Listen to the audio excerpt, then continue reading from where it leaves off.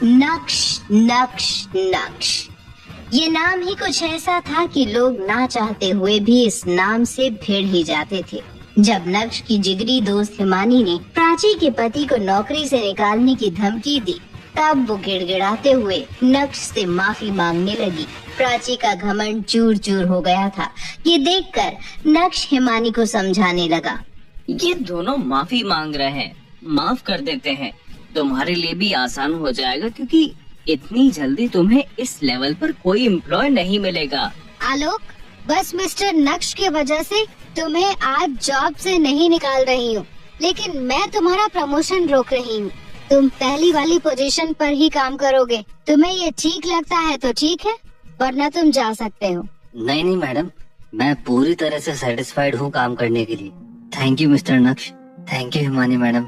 शुक्रिया अदा करके प्राची और आलोक वहाँ से चले गए। वहीं कार्तिक और हिमानी नक्श को सूरत शहर के सबसे बेस्ट रेस्टोरेंट बोहो लेकर चले गए, जहाँ पर उनके पुराने दोस्त आकाश और रवीश उनका इंतजार कर रहे थे। नक्श ने उन्हें देखते ही गले लगा लिया। अरे आकाश, ओ वाह! अरे रवीश भाई, तुम भी यहाँ? नक्श भाई, कैसे हो आप? पिछले कई सालों से हम आपको ढूंढ रहे थे। आज आपको देखकर बहुत खुशी हो रही है। आकाश, मुझे कार्तिक ने बताया कि बहुत तुम्हारा रेस्टोरेंट है। क्या बात है, तुम सभी अपनी लाइफ में काफी आगे बढ़ गए हो। मुझे बहुत खुशी और गर्व महसूस हो रहा है कि मैं तुम लोगों के काम आ सका। थैंक यू सो मच नक्श फॉर एवरीथिंग। तुम अभी भी वैसे ही हो, बिल्कुल नहीं बदले। रवीश की सिक्योरिटी प्रोवाइड कराने की एजेंसी थी। कुछ ही देर बाद अचानक हिमानी वहाँ से उठकर बाहर चली गई और अपने साथ एक स्पेशल बॉक्स लेकर आई और बोली, मिस्टर नक्श, ये गिफ्ट हमने कुछ साल पहले आपके लिए खरीदा था। हमने तो इसे आप तक पहुंचाने की उम्मीद छोड़ ही दी थी, लेकिन आज हमारी किस्मत में आपसे मिलना लिखा था। ये लीजिए, हमारी तरफ से आपके लिए एक तोहफा। Thank you Himani, thank you everyone. Thank you नहीं भाई, गिफ्ट तो खोलो। वाह, ये गाड़ी बहुत ही ज्यादा विंटेज है और बहुत ही सुंदर। ये काफी महंगी होगी ना? तुमने जो किया है हमारे लिए, उसके मुकाबले तो ये कुछ भी नहीं है भाई। आई एम सॉरी, मेरी वजह से तुम सबको बहुत परेशानी हुई। मैं ऐसे बिना बताए तुम सबकी जिंदगी से गायब हो गया, पर ये मेरा वादा है कि अब ऐसा कभी नहीं होगा। अब एक टोस्ट करते हैं हमारी दोस्ती के नाम। टोस्ट का नाम सुनते ही आकाश ने वेटर से वोडका लाने को कहा और बोतल आते ही सभी ने जाम के शॉट्स लगाए। उस रात सब दोस्तों ने पुराने दिनों को याद करते हुए खूब मस्ती की। दूसरे दिन नक्श तैयार होकर सीधा भानुशाली ग्रुप के ऑफिस चला गया। तभी वहाँ उसका फोन बजने लगा। हेलो मम्मी जी, जय श्री कृष्णा। जय श्री कृष्ण नक्श, ये मैं क्या सुन रही हूँ अनिता से कि तुम कल पूरी रात घर नहीं आए। कल रात तुम कहाँ थे? कैसे हो तुम? सब ठीक तो है ना?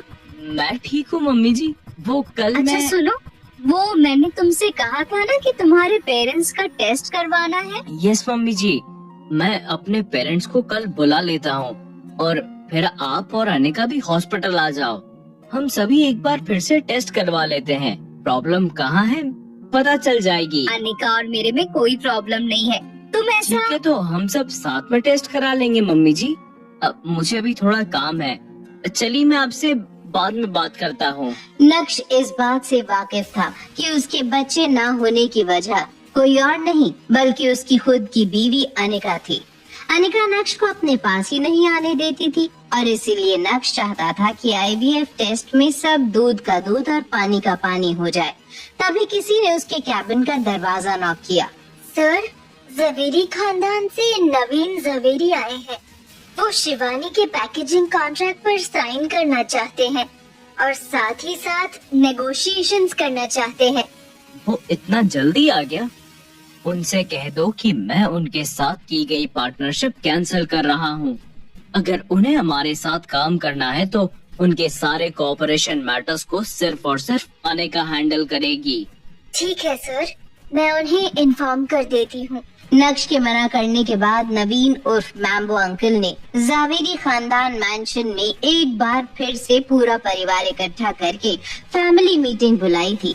लेकिन इस मीटिंग में अनिका और चित्रा को शामिल नहीं किया था। ये लोग मेरे साथ ऐसा क्यों कर रहे हैं?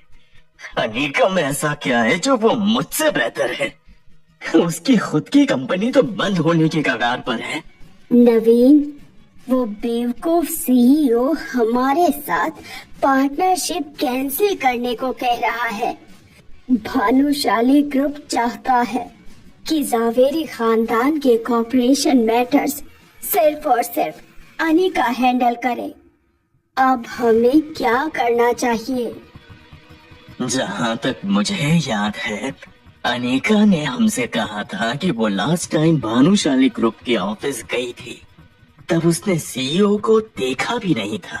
बिना मुलाकात के सीईओ तो अनिका के लिए पागल हो रहा है, और यहाँ अनिका कह रही थी वो मिली ही नहीं। जावेरी खानदान की छोटी सोच और इस बड़े डिस्कशन का नतीजा यही निकला कि वो अनिका की जगह उसकी कजिन पल्लवी को भेजेंगे। वो अनिका से भी ज्यादा खूबसूरत थी। सीईओ का दिल पक्का उस पर आएगा। दूसरी तरफ नक्श घर पहुंचकर सो गया था। जब रात में अनिका घर आई। नक्श, तुम वापस कब आए? क्या तुम पूरे दिन से घर में सो रहे हो? अरे नहीं, मैं तो दोपहर को आया। वैसे क्या तुम्हें आज तुम्हारी दादी का कॉल आया? नहीं तो वो मुझे क्यों कॉल करेंगी? कुछ नहीं, मैंने तो बस ऐसे ही पूछ लिया। तुम कल रात कहाँ पर थे? अब अनिका का ध्यान पूरी तरह से नक्श पर था, और जब उसे याद आया कि कल की रात नक्श घर नहीं लौटा था, तो वो अंदर ही अंदर और भी ज्यादा अनकंफर्टेबल फील कर रही थी। तभी नक्श ने अनिका को पानी का ग्लास दिया और कहा, वो मैं मेरे एक पुराने दोस्त के घर गया था। बात करते करते बहुत लेट हो गया और फिर मैं उधर ही सो गया। पुराना दोस्त? क्या वो मिस्टर पटेल है, होटल प्राइम स्टार वाले? बिल्कुल सही पहचाना तुमने। मुझे तुम्हारी इस बात पे भरोसा नहीं हो रहा है। अरे अनिका, बात छोड़ो ये सब, जाओ और मेरे लिए मैगी बनाओ। मैं डिनर करके नहीं आई हूँ। नक्श मैगी बनाने किचन में चला गया और यहाँ चित्रा मौका देखते ही मुंह टेढ़ा करके अनिका के बगल में आ गई। जब अनिका की नजर उसकी माँ चित्रा पर गई तो उसने पूछा, अब आपका मूड किसने खराब कर दिया? चेहरे पर 12 क्यों बजे हैं? अनिका बेटा, मैं तो बस तुम दोनों को लेकर ही परेशान हूँ। बार बार तुम दोनों का IVF प्रोसेस फेल हो जाता है। मुझे लगता है कि उसके पेरेंट्स में कोई जेनेटिक डिसऑर्डर है। बस मैंने नक्श को इतना सा कहा कि तुम अपने पेरेंट्स को बुला लो और उनका टेस्ट करवाओ। ओह मम्मी, आप कितने प्यारे हो, लेकिन प्लीज क्या कुछ समय के लिए आप इस मैटर को साइड में रख सकती हैं? मेरे सर पर वैसे भी काम का बहुत लोड है। तुम चाहती हो कि मैं इस मैटर को साइड में रख दूं? तुम्हें पता है ना कि तुम्हारी शादी को 2 साल से ज्यादा का समय हो गया है और 3 से 4 बार तुम्हारा IVF प्रोसेस फेल हुआ है। उसके बाद भी तुम्हें कोई जल्दी नहीं है। मम्मी प्लीज अब बस भी करो, इस टॉपिक पर अभी मुझे बात नहीं करनी है। चित्रा आगे कुछ बोलती उससे पहले नक्श वहाँ मैगी लेकर पहुँच चुका था। वो पहले भी अनिका के लिए खाना बनाता था, लेकिन आज पहली बार अनिका को उसका प्यार महसूस हुआ। तभी अनिका ने खामोशी तोड़ते हुए नक्श से कहा, अभी के लिए तुम्हें तुम्हारे पेरेंट्स को बुलाने की कोई जरूरत नहीं है। हम इस बारे में फिर कभी बात करेंगे। ठीक है, जैसा तुम बोलो। नक्श अपनी खुशी पूरी तरह से जाहिर नहीं कर पाया। ये बहुत बड़ा दिन था। अनिका ने नक्श के लिए चित्रा के सामने स्टैंड लिया, वो भी इतनी बड़ी बात पर। अगले दिन जब नक्श अपने ऑफिस पहुंचा, तो उसकी सेक्रेटरी नंदिता फौरन अंदर आई। सर, जवेरी फैमिली ने कोलैबोरेशन की बात डिस्कस करने के लिए किसी को भेजा है। उनका नाम पल्लवी जवेरी है। उनसे कह दो सर आज बिजी हैं। पल्लवी के साथ वही हुआ जो होना था। जब उसने अपनी हार की ये खबर कल्याणी को सुनाई, तो उसका चेहरा गुस्से से लाल हो गया। कल्याणी अब बेबस थी और उसके पास अनिका को कॉल करने के अलावा और कोई चारा नहीं था। दूसरी तरफ अनिका अपनी माँ चित्रा के साथ शॉपिंग कर रही थी। इसी बीच अचानक से अनिका का फोन बजा। हेलो दादी। अनिका, आज तुम्हारी दादी को तुमसे एक हेल्प चाहिए। क्या तुम अपनी दादी की हेल्प करोगी? हेल्प? बेटा, बात ऐसी है कि हमारे और भानुशाली ग्रुप के बीच में जो पार्टनरशिप हुई है, उसे लेकर मैंने ये तय किया है कि अब उसे सिर्फ और सिर्फ तुम हैंडल करोगी। तुम्हें कल भानुशाली ग्रुप जाना होगा और उनसे बात करनी होगी। सॉरी दादी, आपने ये मैटर मैम्बो अंकल को संभालने के लिए दिया था, तो मुझे लगता है कि अब आपको मैम्बो अंकल को ही सारी प्रोसेस की रिस्पॉन्सिबिलिटी देनी चाहिए। चलिए दादी, मेरे पास और भी बहुत काम है, बाद में बात करती हूँ।